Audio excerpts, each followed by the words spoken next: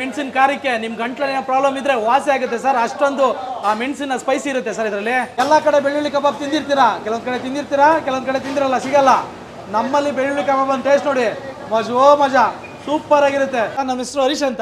Hotel ಶುರುವಾಗ ಆಲೆ 3 ವರ್ಷ ಆಗೋಯ್ತು sir. ನಾಟಿ ಮರಿ ಯೂಸ್ ಮಾಡ್ತೀವಿ. ಆದ್ರೆ ಇದು ಸ್ಪೆಷಲ್ ಏನಪ್ಪ ಅಂತಂದ್ರೆ ನಮ್ಮ ಹೋಟ್ಲು ಮುಂದೆನೆ ಮರಿ ಕಡಿತೀವಿ. ಸೊ ಲೈವ್ ಆಗಿ ಅಡಿಗೆ ಮಾಡ್ತೀವಿ ಸೌದೆ ಒಲೆಯಲ್ಲಿ. ಅದ ನಮ್ಮಲ್ಲಿ ಡೈಲಿ ಒಂದು 25 kg ಅಂದ್ರೆ ಲೈಕ್ ಅಂದ್ರೆ 2 ಮರಿ ಹೊಡಿತೀವಿ ಸರ್ ನಾವು.